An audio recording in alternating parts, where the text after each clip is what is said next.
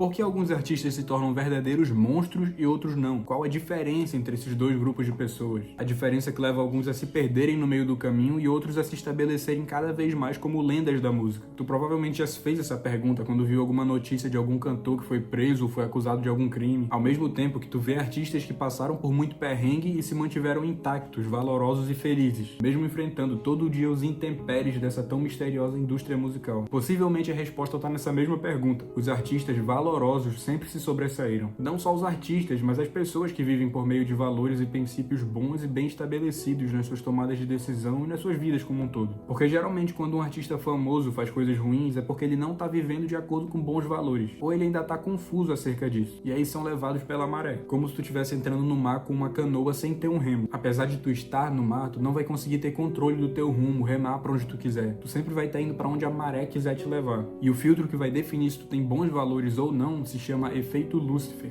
Esse termo vem de um livro de mesmo nome e basicamente diz que os seres humanos têm valores e princípios pelos quais a gente vive, mas que no contexto certo ou errado, a gente pode acabar perdendo esses valores e princípios num piscar de olhos e podemos nos tornar os próprios monstros. Pô, peraí, então quer dizer que eu vou sucumbir de qualquer jeito, eu vou perder todos os meus princípios se eu chegar nesse contexto errado? Não, essa é a notícia boa e o ponto desse vídeo. É mais que possível aprender a ser que nem os artistas que tu admira. Aqueles que nunca sucumbiram ao mal que tiveram que enfrentar nesse meio artístico e profissional. E sobretudo na vida. Mas tu tem que saber que não é uma tarefa fácil. Nunca foi, mas parece que hoje em dia tem ficado cada vez mais difícil. Com a quantidade de informação a todo momento, de vícios e comportamentos ruins mais frequentes e principalmente com mais oportunidades de se afundar sem perceber. Tu vai entender aqui por que esse efeito Lúcifer acontece, como ele acontece e como uma pessoa pode se proteger disso tudo e vencer esses demônios da indústria musical e artística no geral. Porque até aqui eu não sei se tu já percebeu, mas isso está muito conectado com as histórias de heróis e vilões dos quadrinhos. Muito mais ligado do que tu imagina. Mas calma que vai ter um capítulo inteiro aqui no vídeo só para fazer esse paralelo. Bora comigo? Pois então, o que tem por baixo dos panos dessa indústria musical? A resposta é que nós não sabemos. A gente sabe o que sai nas notícias, mas naturalmente isso é só a ponta do iceberg de tudo que acontece. Uma certeza que a gente pode ter é que o ambiente corporativo da música, do cinema, das artes no geral, é um ambiente desde sempre pautado na busca pelo poder, onde as informações e segredos são moedas tão valiosas quanto o dinheiro, como o próprio Finnick fala nessa cena aí de Em Chamas. E como é que as pessoas pagam pelo prazer da sua companhia? Com segredos. Ou seja, quem está entrando nesse mundo tem que ter os olhos bem abertos. Porque independente do que acontece debaixo dos panos, nosso foco aqui é em relação às consequências de tudo isso na vida dos artistas e das pessoas que vivem isso. Então bora entender de fato por que esse ambiente afeta as pessoas dessa forma e como isso acontece. Para começar, a gente tem que pontuar que decidir investir no caminho artístico por si só já gera uma pressão desde o momento em que essa decisão é tomada. Gera uma pressão tanto por parte da família, das pessoas que estão ao redor da pessoa que está investindo lá no caminho artístico, quanto pressão da própria pessoa mesmo, uma autocobrança. Porque todo mundo sabe que o caminho artístico é uma coisa que tem muita instabilidade. Para conseguir se estabelecer de verdade, não é uma coisa tão certa, é tão fácil. É uma coisa que mexe com sonhos muito fortes também da pessoa, em coisas internas, isso daí tudo vai afetando. Porque justamente no momento que a pessoa tem essa decisão, pô, vou investir nisso, vou fazer uma música, vou tentar conseguir espaço no teatro, já acontece quase que automaticamente uma previsão sobre toda a dificuldade que a pessoa vai ter para chegar nesse sucesso. Enfim, já começa por aí a mexer muito com o psicológico. Outra coisa é que esse caminho artístico é uma coisa que exige ter os contatos certos. E às vezes esses contatos são mais errados do que certos. Porque tem muita gente poderosa que vive quase como se fossem facções da arte. Inclusive, muitos artistas, com o passar dos anos, já tiveram um fim que muita gente fala que, na verdade, foi proposital. Como eu falei, a gente nunca sabe a verdade. Mas então, como se aplica esse efeito Lúcifer na prática? Tu lembra que eu falei que o efeito Lúcifer é quando a gente meio que tem princípios e valores, mas no contexto errado a gente vira animal. Todo mundo perde tudo, fica todo mundo maluco. Isso já começa na prática desde o momento em que os artistas aspirantes entendem que eles precisam agradar os outros para conseguir,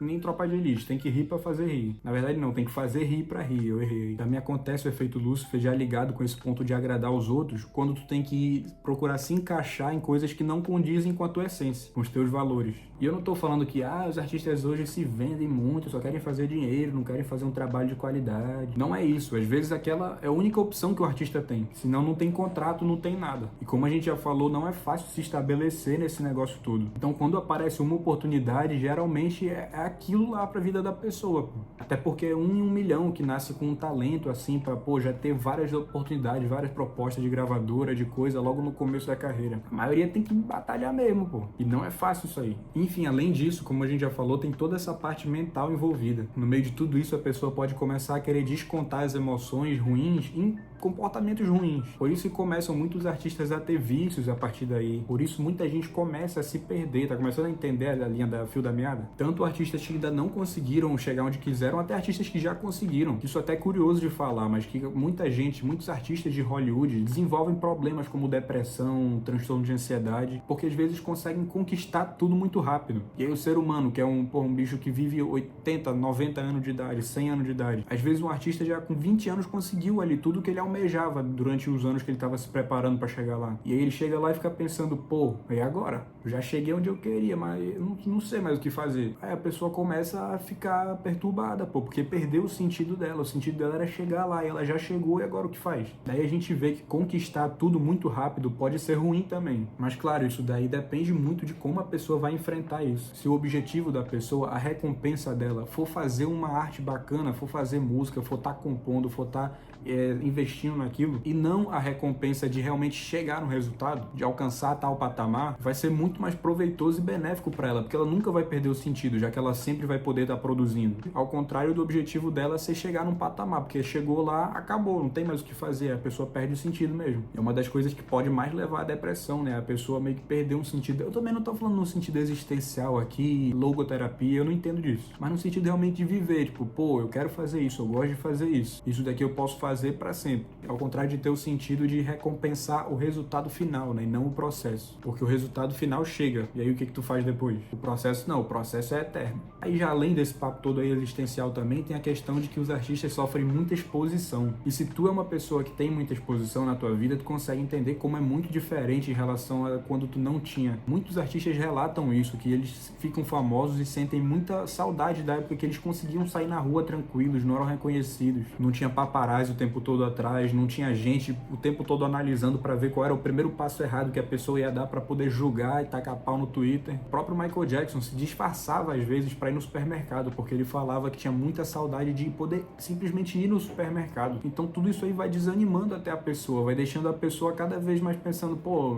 tá bom, o que eu tô fazendo? Tá, qual é o preço disso aqui que eu tô fazendo? Então basicamente é por conta disso tudo acontecendo ao mesmo tempo que uma pessoa pode se perder tão facilmente nesse mundo corporativo da arte. Assim como a gente só vê a ponta do iceberg da indústria, a gente também só vê a ponta do iceberg da vida de cada pessoa. Por isso, evita ao máximo fazer julgamentos na internet, tu não conhece a realidade de ninguém. Seguindo, para começar a discutir sobre esse ponto de heróis e vilões, e te mostrar como tá tudo relacionado, eu quero usar um filme aqui para te mostrar uma analogia sobre essa questão de valores bons e ruins. Enfim, muita gente fala de The Boys, né, da série, que mostra isso, essa questão de heróis e vilões, qual é a diferença, de o que realmente está por trás do caráter de cada um. E eu quero muito assistir essa série, mas infelizmente, como eu ainda não parei para assistir, eu vou trazer um outro exemplo aqui de um filme mais antigo, mas provavelmente tu já conhece. Simplesmente aquele filme Super Escola de Heróis, da Disney. É um filme lá do começo dos anos 2000, assim, quando a Disney tava produzindo muito filme nessa pegada. E basicamente a história é o seguinte: o mundo lá é composto por pessoas que têm superpoderes e pessoas que não têm, né? Vivem num mundo de heróis. E o protagonista é um adolescente que tem uma vida normal, exceto que ele é filho de 2 dos super-heróis mais famosos lá da atualidade. E esse protagonista lá, o adolescente, ele não tem poderes ainda, ele se sente mal por isso. Ainda mais vendo que os pais dele, todo mundo admira, todos eles são famosões, eles são super-heróis. Enfim, aí esse menino vai pro ensino médio lá na Super Escola de Heróis. Inclusive uma escola que fica voando lá no céu e eles têm que ir no ônibus voador. É bem assim o ônibusinho que eles vão lá, bem de escola americana mesmo. Inclusive eu nunca esqueço que o motorista do ônibus é o Ron Wilson, o motorista. O verdadeiro herói do filme, esse aí. Eu mesmo, Ron Wilson, o motorista. E aí, enfim, ele chega lá na escola, tem ele uma amiga dele, e de repente ele faz uns amigos também. E aí ele logo descobre que no primeiro dia, se eu não me engano é no primeiro dia mesmo, ele tem que fazer uma prova. E essa prova vai dividir todos os alunos lá que estão chegando entre herói e ajudante. Basicamente o professor deles lá vai olhar os poderes de cada um e vai falar, pô, baseado no teu poder aqui tu pode ser herói. Ou não, pô, teu poder aqui é muito ruim, tu vai ser ajudante. O ajudante é tipo o sidekick ali, né? Tipo o Robin com Batman. Ou seja, tudo da cabeça do próprio professor, ele que vai julgar julgar, ele que vai definir toda a vida aí das pessoas. E aí o protagonista vai junto com os amigos dele, todo pra turma dos ajudantes. Porque a maioria tinha poder ali, aparentemente meio inútil, e ele nem poder tinha ainda. Mas aí com o passar dos dias ele descobre que tem um poder ali, começa a chamar atenção, e ele é transferido pra turma dos heróis. Mas só ele, os amigos continuam nos ajudantes. E aí ele chega naquele outro ambiente e começa todas aquelas aspirações por poder que rondam a turma dos heróis. Ele começa a achar que tem que esnobar os amigos. A turminha lá dos heróis é como se fosse a turminha dos populares dos filmes americanos, entendeu? Aqueles lá que ficam com jaqueta lá de futebol, de hóquei. Só que o protagonista, que tinha um caráter diferente daquele todo o pessoal que estava envolto naquele ambiente dos heróis, começa a questionar, refletir sobre aquilo. E aí ele começa a ver que as aparências enganam, que só buscar poder não leva a nada. E aí ele volta atrás. Vê que todo aquele sistema tá errado, tá baseado em valores errados. Enfim, eu já falei muita coisa do filme aqui, se tu quiser ver o resto, assiste lá, que é bacana. Mas o meu ponto aqui foi sobre essa questão de que todo esse ambiente estava baseado em valores ruins. E aí a gente vê durante o filme, inclusive, tanto heróis quanto ajudantes se tornando vilões, por conta de tudo isso que estava mexendo já com a cabeça dele, que estava tudo errado. Então é interessante a gente pensar nessas histórias de origem de heróis versus vilões. Muitas vezes são histórias de origem quase que sempre bem parecidas, mas cada indivíduo é diferente no modo como vai reagir a cada situação. Assim como tem pessoas como o Homem-Aranha, que passam por todo tipo de desgraça possível e mesmo assim viram heróis, tem personagens que passam por situações péssimas e viram vilões. Tipo a história dos X-Men, do Charles Xavier com o Magneto, por exemplo. Eu não lembro exatamente da história, mas eu lembro que eles eram quase que irmãos, né? Viveram muitas coisas parecidas, mas foram coisas específicas da vida e do passado de cada um que fizeram com que o Charles se tornasse um herói, usasse os poderes dele para ajudar outros mutantes, e o Magneto se tornasse um vilão que usava os poderes dele pro mal. Essas histórias mostram que a gente tem que reconhecer que a gente tem tanto a semente do bem quanto a semente do mal dentro da gente. O herói ou o vilão pode ser tu. Olha aí a dualidade. Então tu tem que se manter o tempo todo vigilante e consciente dessa dualidade que tu pode ter. Tem que buscar desenvolver uma maior conscienciosidade. Conscienciosidade. Essa palavra é bonita, mas ela faz parte da teoria do Big Five da personalidade, que hoje em dia é a teoria mais aceita cientificamente para definir a personalidade. Para definir a personalidade, a teoria traz 5 traços de personalidade. Um desses traços é a conscienciosidade. Enfim, cada um desses 5 traços vai ter uma escala, se ele é maior ou é menor na tua vida, e tudo isso aí vai colaborar para definir como que tá sendo a tua personalidade naquele momento. E presta atenção que eu falei como tá sendo naquele momento, porque a personalidade é uma coisa que vai se moldando ao longo da vida. Por isso, tu consegue desenvolver uma conscienciosidade maior. Tá bom, mas o que é essa conscienciosidade? Basicamente, é a tua capacidade de refletir sobre as coisas, de organizar os pensamentos, de agir com cautela e principalmente com responsabilidade, pensando nas consequências das tuas ações para ti e para os outros. Guarda essa palavra aí da responsabilidade, que ela vai ser importante daqui a pouco. Sabendo de tudo isso, a gente percebe que uma coisa que difere muito os heróis dos vilões é que os heróis geralmente têm essa conscienciosidade mais elevada do que os vilões. É só tu pensar, vê as características que eu te falei e preste atenção em como elas são muito mais presentes e notáveis nos heróis do que nos vilões, que geralmente não conseguem ter essa característica da conscienciosidade. Uma coisa que eu entendi de uns tempos pra cá é que os heróis são feitos em decisões simples do dia a dia. É desde quando tu decide ajudar uma pessoa a fazer alguma coisa, em vez de se beneficiar em detrimento da outra pessoa, tomar vantagem dela, é baseado em decisões. Tu consegue escolher todo dia quem tu quer ser. Isso é bom porque a gente percebe que ser mal ou bom não é um conceito filosófico distante, mas sim uma realidade prática diária. Por isso, trazendo de volta a palavra responsabilidade. Tio Ben rules. Pois é, a gente consegue perceber que o tio Ben, naquele momento que ele estava dando conselhos pro Peter Parker, ele acabou trazendo essa frase que sustentou o Peter em todas as horas difíceis. Com grandes poderes, vem grandes responsabilidades. Então, pra te ver, essa frase se tornou um valor tão forte na cabeça do Peter que a gente foi começando a ver durante... Eu tô falando da trilogia original do Tobey Maguire, mas todas as coisas que envolvem o Homem-Aranha, a gente consegue perceber isso. Que sempre ele tá lascado da vida de todos os jeitos possíveis, mas ele vai lá e lembra dessa frase, ele lembra dos motivos dele, dos valores, ele não sucumbe ao mal nunca. Por isso que é o melhor super-herói, não tem nem discussão. Inclusive, falando do tio Ben, eu lembrei também do Boy Ben, lá do filme do Segredo dos Animais. Não vou dar pra... Enfim, o Boy Ben, tu conhece, o maior herói das fazendas que se sacrificou para poder acabar com os coiotes e salvar toda a fazenda. O Boy Ben tem aquela frase que ele fala que o homem forte se defende sozinho e o homem mais forte defende os outros. O que ele quis dizer? Que quando tu tem um valor forte, um valor de defender os outros, uma conscienciosidade, é isso daí que vai fazer a diferença. Então isso aqui tu já entendeu, né? É basicamente um pushback. Conseguiu entender como a origem dos heróis e vilões está completamente ligada com os valores pelos quais cada um vive? Se uma pessoa vive com espírito de vingança, O motoqueiro fantasma. Provavelmente ela vai ser corrompida por isso. Enquanto uma pessoa que vive pelo valor de fazer o bem para as pessoas, para a nação, como Capitão América, por exemplo, vai viver e morrer sem deixar o mal afetar o que tá dentro dela. Pra te ver como tem muita coisa que a gente consegue tirar de filmes, histórias, aprendizados pra vida. Então, pra te ajudar nisso, bora agora fazer um apanhado de 4 pontos pra fortalecer o teu espírito. Não de vingança, né? Mas enfim, pra te ajudar a lidar aí com essas tentações das coisas ruins. Como eu falei no início do vídeo, essas intempéries da indústria artística. Eu tô falando disso tudo como se tu fosse um artista no meio disso, né? Mas eu vou continuar, porque tu sendo ou não, tenta se imaginar nisso pra enxergar melhor o contexto. E perceber como esses 4 pontos vão ajudar uma pessoa nessa situação. Bora comigo. O primeiro ponto é decisões. Muita coisa vai girar em torno das decisões que tu toma.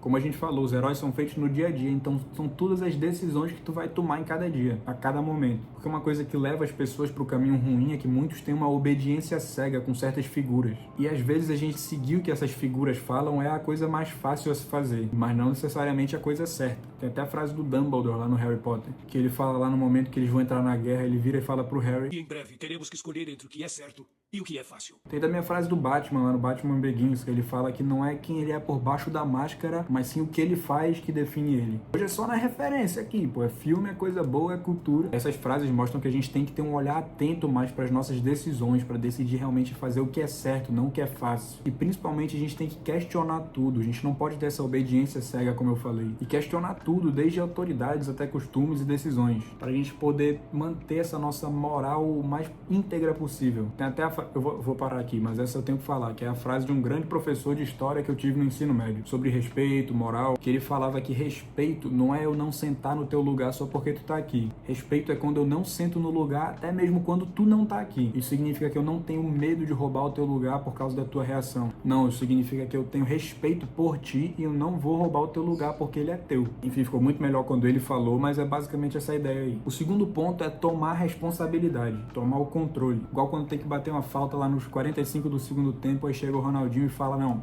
deixa comigo. Tu tem que tomar responsabilidade dos teus atos, tem que procurar entender que tudo aquilo vai refletir não só em ti, mas nas pessoas ao teu redor. Mais uma coisa que compõe a conscienciosidade, como eu falei. Lembra que eu falei que a palavra responsabilidade ia ser importante? Tem um cara que eu tenho acompanhado demais esses tempos aí, que é o Paulo Henrique Teston, e ele assim, um cara muito inteligente, PhD e tudo mais, e tem muita coisa que ele fala que tem ressoado comigo, tipo em questão de força de vontade, de motivo, de chegar para as coisas ruins que acontecem e falar: eu não vou deixar isso acontecer. Acho que a coisa que ele falou que mais tem me inspirado esses tempos é que ele falou: cara, se parar pra pensar na evolução, já é um acaso tão grande nós estarmos vivos, então por que não aproveitar ao máximo essa experiência enquanto tu tá aqui e tomar o controle? Eu tentei imitar um sotaque de sulista aí pra ficar mais parecido com o Teston, mas deu pra entender a frase, esse aqui é isso que importa. Eu parei pra pensar que realmente é um acaso tão grande, é uma questão de probabilidade de a gente conseguir estar aqui vivo nesse momento. Então por que a gente tem que se deixar levar pelas coisas em vez de buscar tomar o controle? Tipo, em vez de a gente se deixar levar e pensar: pô, hoje em dia eu não tenho mais como ter controle da minha própria vida. Não, pô, busca essa responsabilidade, vai lá buscar tomar o controle, vai tentar viver de acordo com o que tu quer viver. É realmente coragem de enfrentar, mesmo nos cenários mais difíceis. Coragem de entender: pô, eu tô vivendo aqui por um valor errado, eu não vou viver. Mesmo que todo mundo ao meu redor esteja fazendo isso, eu vou voltar, vou fazer o contrário, pô.